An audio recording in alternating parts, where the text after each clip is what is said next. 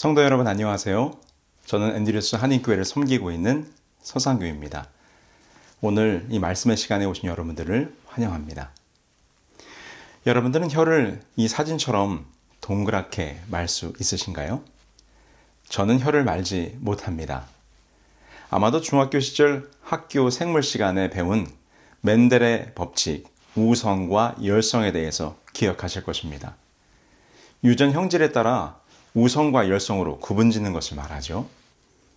저는 중학교에서 멘델의 유전 법칙을 배울 때까지 제가 열등하다는 것을 알지 못했습니다. 멘델의 유전 법칙, 우성과 열성에 대한 가장 쉬운 예가 바로 혀 말기이기 때문입니다. 혀를 꽃 모양으로 동그랗게 말 수 있으면 우성이고 그것을 하지 못하면 열성이라는 것입니다. 그 수업 시간에 친구들이 서로 바라보면서 혀를 말아 보이는데 저는 아무리 혀를 말려고 해도 안 되는 것입니다. 어쩐지 동네에서 친구들이랑 구슬치기를 할 때도 친구들이 혀를 돌돌 말아서 바람을 훅 불면 훨씬 강한 바람이 나왔는데 나는 혀가 안 말려서 바람이 약했구나. 그제서야 깨달았습니다. 저는 지금도 혀를 말지 못하는 열등감을 가지고 살아가고 있습니다. 제가 받은 유전자는 열등하구나. 그런데 이번에 설교를 준비하면서 이 내용을 다시 찾아보니까 혀 말기가 순수 유전 현질의 특성으로 보기는 어렵다는 연구 발표가 있었다는 것을 알게 되었어요. 이제 다시는 제가 혀 말기 때문에 열등감에 사로잡힐 필요는 없는 것 같습니다. 그런데 오늘의 본문 가운데는 자신이 받은 달란트가 적었기 때문에 열등감에 사로잡힌 사람의 이야기가 나옵니다.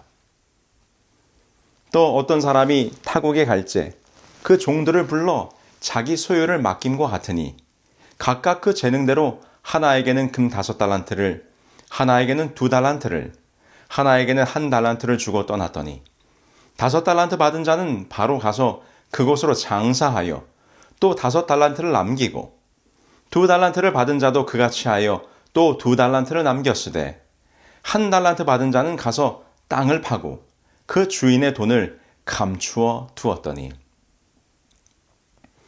오늘 우리가 함께 나누고자 하는 본문은 우리가 잘 아는 달란트의 비유. 어떤 주인이 타국으로 가면서 자신의 재산을 나누어 종들에게 위탁합니다. 어떤 종에게는 5달란트를, 또 다른 종에게는 2달란트를, 그리고 마지막 종에게는 1달란트를 주었습니다. 이곳에서 달란트는 하나님께서 우리에게 맡기신 것, 곧 당신의 사업을 위하여 우리에게 허락하신 시간, 재물, 건강이나 우리가 받은 재능들을 의미합니다. 그래서 이 비유에 따르면 어떤 사람은 5달란트 더 많은 재능을 받았어요. 그런데 이 마지막 종은 1달란트만을 받았습니다. 사실 이 비유 속 달란트의 분배는 공평하지 않은 것처럼 보입니다. 물론 우리는 이 달란트의 비유의 의미를 묵상하고 또 설교를 들으면서 달란트라고 하는 것이 얼마나 큰 가치인지, 그래서 이 1달란트만 해도 그 가치가 대단하다고 들어왔고 1달란트만 받아도 매우 큰 것이라는 것을 알고 있습니다만, 그러나 5달란트에 비해서 1달란트가 작은 것은 작은 것이죠. 그래도 영감의 글을 통해 우리는 이런 권면을 받습니다. 주께서는 당신의 크신 계획 가운데 각 사람에게 맞는 직책을 가지고 계시다. 필요하지 아니한 달란트는 주시지 아니한다. 가령 그 달란트가 적다고 가정하더라도 하나님께서는 그 적은 달란트를 위하여 일자리를 가지고 계시다. 그리고 그 한 가지 달란트를 충실하게 사용하면 하나님께서는 그 달란트로 행하게 하시기를 원하시는 바로 그 사업을 행하게 될 것이다. 가난한 농군의 달란트는 집집 방문하는 활동에 필요되며 이 사업에서 훌륭한 재간을 가진 사람들보다 더 많은 일을 성취할 수 있다. 자, 이제 여러분들께 질문을 드려보죠. 여러분들은 본인 스스로 생각하시기에 5달란트를 받았다고 생각하십니까? 한번 그러신 분들은 손을 한번 들어보시죠. 네, 아무도 안 계시는 것 같습니다. 그럼 2달란트 정도는 받았다. 한번 손 들어보세요. 네, 역시 없으시군요. 그런 이 비유 가운데 가장 적은 1달란트를 받았다 하시는 분은 가만히 계시기 바랍니다. 네, 대부분 1달란트. 네, 저는 항상 이 비유를 읽을 때마다 나는 한 달란트를 받은 사람이다 라고 생각합니다. 심지어 혀도 말지 못하는 열성 유전자를 가지고 태어났는데 말입니다. 네, 저는 열등한 사람이에요. 이력서나 자기소개에 특기라고 하는 란에 항상 뭐라고 적을 것이 없어서 당황합니다. 특기. 여러분, 특별히 교회 안에서 신앙생활을 하면 음악에 대한 재능은 참으로 두드러지는 재능 중에 하나죠. 제 평생에 두고두고 한이 되는 일이 있는데 그게 뭔가 하면 고등학교 시절 합창단에 들어가지 못한 것입니다. 중학교까지 시골 중학교를 다니다 삼류학교에 오니 노래들을 얼마나 잘하는지요. 그 중에서도 매 안식일마다 이 안식일 예배 특창을 하는 이 서울삼육고등학교의 시원합창단. 너무 멋있었습니다. 안식일 오후에 학교 강당에서 연습하는 소리를 바깥에서 들으면서 내가 2학년이 되면 꼭 시원합창단에 들어가리다. 그렇게 굳게 결심했어요. 최고의 소원이었습니다. 1학년 2학기 말 음악 시간 드디어 시원합창단 오디션이 있었습니다. 선생님이 모든 아이들에게 노래를 시켰는데요. 오디션의 곡은 선구자였습니다. 드디어 저의 차례가 되었어요. 일성장 푸른 소렌. 근데 워낙 제가 성격도 내성적인데다가 이 반 친구들 앞에서 노래하는 것이 얼마나 긴장이 됩니까? 한 줄기 해랑강은 됐어. 네, 저는 시원합창단에 들지 못했습니다. 2학년 안식일 오후 시간 분교를 나가다가도 학교 강당 바깥에서 한참을 이 시원합창단이 노래하는 것을 듣다가 갔어요. 왜 나에게 하나님은 노래하는 재능을 주지 않으셨던가? 나는 뭘 잘하는가? 내 재능은 뭔가? 혀 말기도 안 되는 열등한 유전자. 달란트의 비유. 5달란트를 받았든지 1달란트를 받았든지 사실 우리는 이 비유의 교훈과 의미를 이미 잘 알고 있고 아울러 작은 것이라도 하나님을 위하여 드리고 사용하면 하나님께서 그것을 귀히 사용하사 점점 더 큰 것으로 우리에게 당신의 사업을 맡겨주실 것임을 우리는 이미 알고 있고 깨달아 경험하고 있습니다. 그런데 오늘 여러분들에게 질문을 드렸는데 모두가 1달란트 받은 사람이라고 생각하신다고 하니 이 5달란트나 2달란트 받은 종들에 대한 이야기는 스킵하고 이 1달란트 받은 종의 이야기로 한번 들어가 봅시다. 여러분, 1달란트가 작은 것입니까? 결코 그렇지 않지요.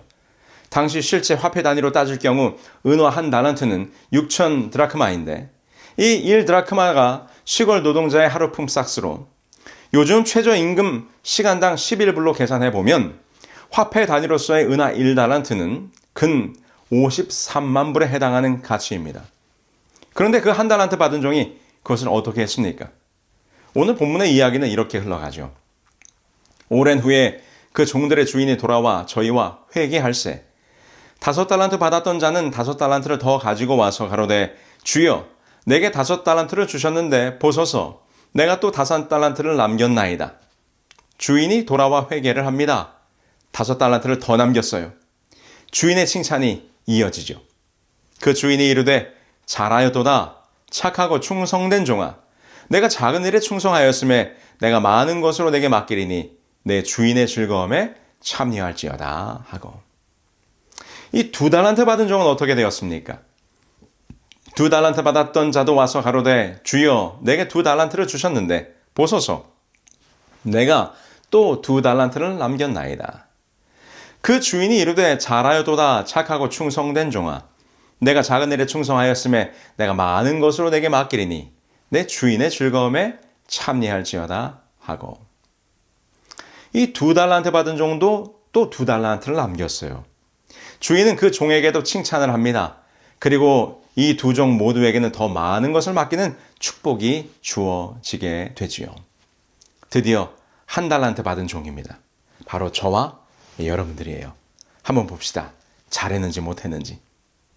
1달란트 받았던 자도 와서 가로되 주여 당신은 굳은 사람이라 심지 않은 데서 거두고 해치지 않은 데서 모으는 줄을 내가 알았으므로 두려워하여 나가서 당신의 달란트를 땅에 감추어 두었나이다. 보소서 당신의 것을 받으셨나이다. 여러분 이 종이 어떻게 했습니까? 달란트를 땅에 감추었다가 그냥 한 달란트를 도로 가져왔습니다. 그 받은 달란트로 아무것도 하지 않은 것입니다. 적어도 손해는 보지 않았지요. 그런데 그 한 달란트 받은 종을 향하여 주인은 이렇게 처분합니다.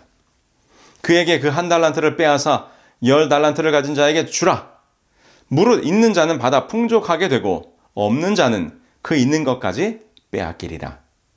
이 무익한 종을 바깥 어두운 데로 내어 쫓으라. 거기서 슬피 울며 이를 갈미 있으리라 하니라. 무시무시합니다. 어떻게 되었어요? 심한 질책과 함께 받았던 한 달란트마도 빼앗기고 아예 그 주인의 집에서 쫓겨나는 신세가 되고 말았습니다. 여러분, 무엇이 문제였습니까? 왜 이 한 달란트 받은 종이 쫓겨났습니까? 여러분, 우리가 지금 이 한 달란트 받은 종들이잖아요? 오늘 우리가 이것을 분명히 이해해야 합니다. 그래야 이 이야기 속 종처럼 쫓겨나는 자가 되지 않을 수 있지 않겠습니까? 지금 이 한 달란트 받은 종의 잘못이 무엇입니까? 다른 종들은 받은 달란트를 잘 활용하고 투자하고 장사하여 2배의 이윤을 남겼는데 이 한 달란트 받은 종은 아무런 이윤을 남기지 못했기 때문일까요?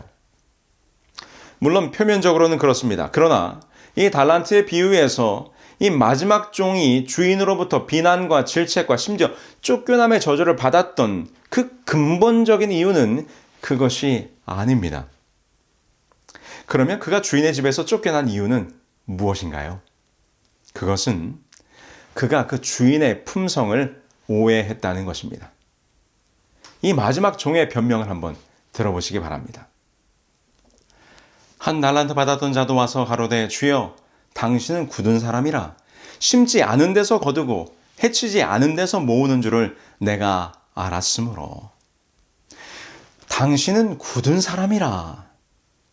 여러분, 주인이 매섭고 매정하며 비정한 사람이라고 그는 오해를 한 것입니다. 내가 알았으므로.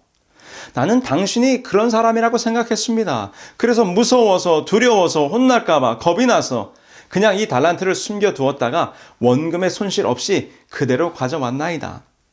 저 잘했죠? 여러분, 그 말을 들은 주인이 화가 났습니다. 뭐가 화가 났는가?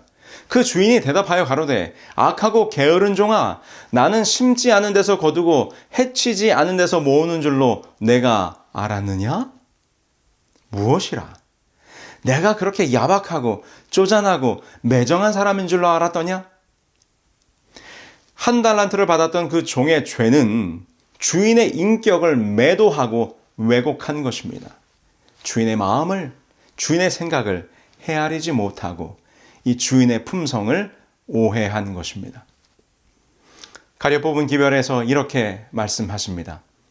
하나님의 사업을 위하여 투자하지 않고 한 달란트를 땅속에 묻어둔 그 종은 자기 주인을 굳은 사람이라 심지 않은 데서 거두고 해치지 않은 데서 모으는 인색한 주인이라고 불평하였다. 그 종은 이기심을 나타냈으며 마치 하나님을 그에게 아무것도 요구할 권리가 없는 분처럼 불평하는 것으로 보아 그는 하나님을 몰랐으며 하나님께서 보내신 예수 그리스도를 알지 못한 사실을 드러냈다. 25절에 그 종이 두려워하여 이 한 달란트를 땅에 감추었다고 하였습니다. 이 두려움은 주인에 대한 이해가 잘못되었기 때문에 비롯된 것입니다. 즉 주인이 너무 엄격한 사람이기에 혹시 자신이 장사를 하다가 실패하여 본전도 돌려주지 못할 때 엄격한 주인에게 당할 벌이 무서웠다고 지금 이 한 달란트 받은 종은 변명을 하고 있는 것입니다. 여러분, 우리의 주인께서 그러한 분이십니까? 우리 하늘 아버지가 그렇게 엄하고 인색하신 분이신가요? 우리 모두 한 달란트를 받은 저와 여러분들이시오. 오늘 이 시간 우리는 우리 주인, 우리 아버지의 마음을 잘 헤아리고 있는지 생각해 보아야 합니다. 하늘 아버지에 대하여 오해하고 있지는 않은지 말입니다. 제가 2010년도에 미국으로 유학을 왔습니다. 그때 제 나이가 36살. 아무런 스폰서 없이 유학 생활을 하는 것은 정말 어려운 일이었습니다. 경제적으로 어려운 시간을 보내게 되었습니다. 정말 철없이 무조건 미국에서 공부하겠다고 미국 왔는데 삶은 이 철없는 저를 용납할 만큼 녹록지 않았습니다. 미국에 온 지 2달 만에 가지고 온 돈이 다 떨어졌어요. 서랍 속을 뒤져서 겨우 몇 개 찾아낸 동전을 가지고 생수를 리필 받아서 이 마트에서 나오는데 그때 제 모습이 얼마나 처량한지 그때 저의 아버지 생각이 났습니다. 저는 어릴 적 아버지가 무서웠습니다. 학교를 갔다 집에 돌아왔을 때 집에 아버지가 안 계시면 왠지 모르게 다행스럽다라고 생각했어요. 마음이 편안했습니다. 그러다 아버지가 집에 오셔서 방에 들어오시면 마음이 불안해졌습니다. 아버지가 서상규 하고 부르면 내가 뭘 잘못했나? 걱정이 됩니다.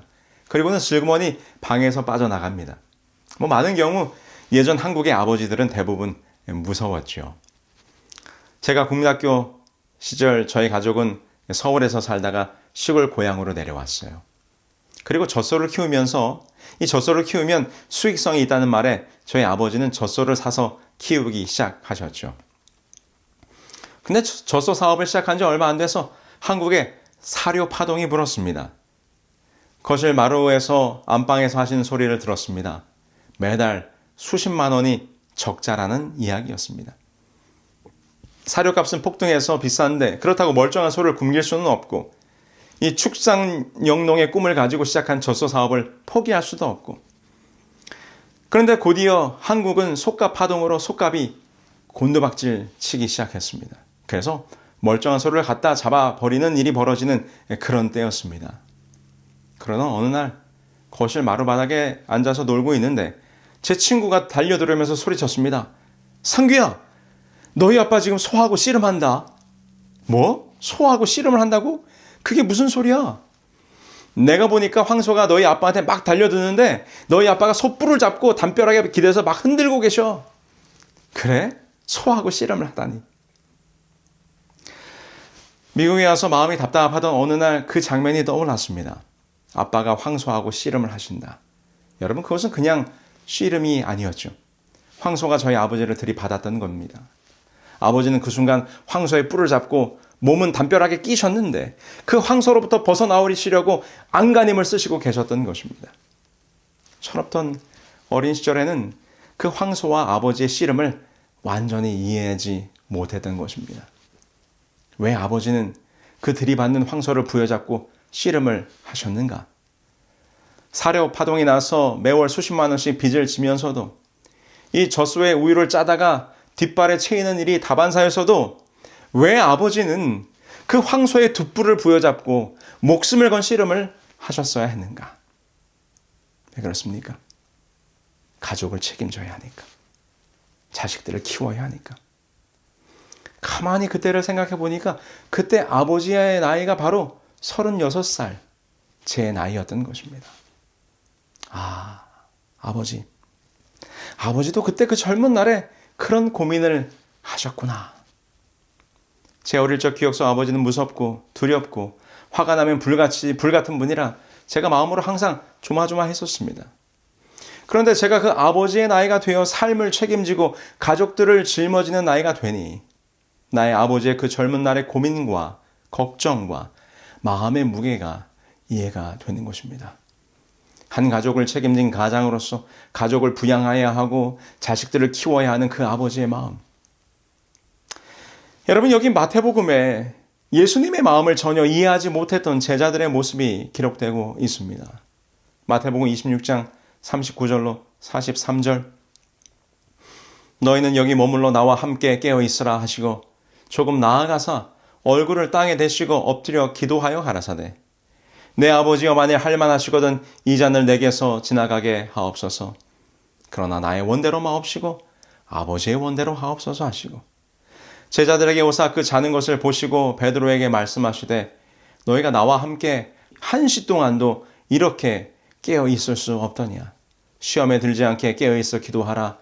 마음에는 원이로되 육신이 약하도다 하시고 다시 두 번째 나아가 기도하여 가라사대 내 아버지여 만일 내가 마시지 않고는 이 잔이 내게서 지나갈 수 없거든 아버지의 원대로 되기를 원하나이다 하시고 다시 오사 보신즉 저희가 자니 이는 저희의 눈이 피곤하밀러라.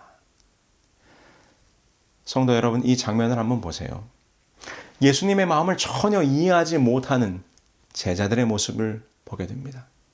지금 예수님은 온 인류의 죄를 구원하기 위해서 그분의 심장을 억누르는 죄악의 고통을 감당하시고자 피땀 흘려 기도하시는데 제자들은 자고 있었습니다. 예수님께서 말씀하시기를 너희가 나와 함께 1시 동안도 이렇게 깨어 있을 수 없더냐? 그렇게 모르겠느냐? 내가 그동안 너에게 얼마나 가르쳤느냐? 인자가 고통을 당해야 한다고. 인자가 나무에 들려야 구원이 있을 것이라고. 그러나 여전히 제자들은 이해하지 못했습니다. 그게 무슨 소리인지 몰랐습니다.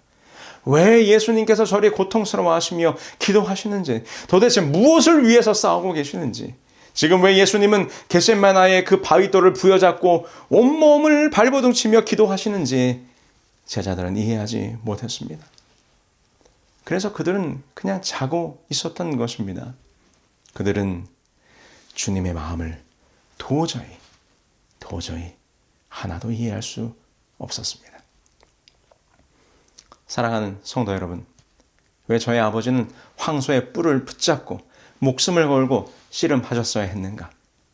저를 살리시려고, 저를 먹이고 입히고 책임져야 하니까. 그런데 어린 저에게 그 아버지는 그저 무서운 분이셨습니다. 여러분, 왜 우리 아버지 예수 그리스도는 겟세마나의 바위돌을 붙잡고 씨름하셨어야 했는가? 우리를 살리시려고, 우리를 죄의 구렁텅이에서 건져내어 영원한 생명으로 인도하시려고, 인간들을 지키시고 책임져야 하니까. 여러분, 제가 그렇게 저희 아버지의 마음을 깨닫게 되었습니다. 아버지가 나와 같은 나이 30대의 젊은 나이에 그렇게 애를 쓰시며 우리 가족을 위해 고생하셨으니까. 여러분, 그걸 깨달으니까요, 이제는 무조건 저희 아버지가 위대해요. 아버지가 존경스럽고, 아버지가 사랑스럽고, 그동안 아버지에게 조금 안다고 말대답하고 대들고 심지어 가르치려고 했던 것까지, 그 철없음이 얼마나 부끄러운지. 여러분, 오늘 이 시간 우리가 우리 아버지 하나님의 마음을 깨닫는다면 우리의 삶은 변화될 것입니다. 우리가 아버지의 마음을 알면서 어떻게 하나님께 불평할 수 있겠습니까? 우리가 아버지의 마음을 알면서 어떻게 하나님 앞에서 교만할 수 있겠습니까? 우리가 아버지의 마음을 알면서 어떻게 하나님을 두고 마음에 거짓을 품을 수 있겠습니까? 우리가 아버지의 마음을 알면서 어떻게 하나님 앞에서 미워하고 시기하고 질투하고 정죄하고 죄악을 저지를 수 있겠습니까? 우리가 아버지의 마음을 안다면 어찌 우리가 받은 1달란트로 인하여 원망하고 불평하며 자기의 못남을 어찌 주인에게로 탓할 수 있겠습니까? 우리의 주인 되시는 주님께서는 우리를 탓하거나 책망하거나 우리를 비난하러 오신 분이 아니요, 우리를 위해 겟세마나에서 그 바위돌을 부여잡고 자기의 목숨을 걸고 아버지여 저들의 죄를 용서하여 주시옵소서, 저 죄악에 던져지는 죄인들의 모든 죄를 제가 대신 지겠습니다 하시며 눈물로 기도하셨던 분이라는 것을 우리가 마음으로 그 예수님의 마음을 이해한다면 말입니다. 드디어 제자들이 그 예수님의 마음을 이해하기 시작했어요. 베드로전서 4장 13절에 베드로가 말하기를 오히려 너희가 그리스도의 고난에 참여하는 것으로 즐거워하라. 이는 그의 영광을 나타내실 때에 너희로 즐거워하고 기뻐하게 하려 함이라. 예수님께서 겟세마나에서 피땀 흘려 기도할 때에 잠만 자던 베드로, 예수님께서 고난당하실 때에 예수님을 부인했던 베드로, 그 베드로가 이제 십자가를 깨닫고 말하기를 그리스도의 고난에 참여하는 것으로 즐거워하라라고 말합니다. 베드로는 자신이 예수님의 말씀대로 3번이나 당신을 거절하는 파렴치한 죄를 저질렀지만 그것을 책망의 눈빛이 아니라 동정과 사랑의 눈으로 바라보시던 예수님을 직접 보았어요. 그제서야 예수님이 어떠한 분이심을 분명히 깨닫게 되었던 것입니다. 그래서 그는 이제 기꺼이 그리스도의 고난에 참여하는 자가 될 수 있었던 것이죠.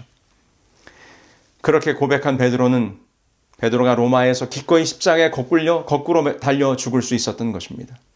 다른 제자들은 어떻습니까? 마태는 이디오피아에서 칼에 맞아 순교했고 요한은 로마 대박기계 기간 동안에 끓는 기름가마솥에 들어가는 고통을 당했습니다. 예수님의 형제 야고보는 템플 지역의 동남쪽에 있는 100피트 높이의 탑에서 떨어뜨림을 받았다고 합니다.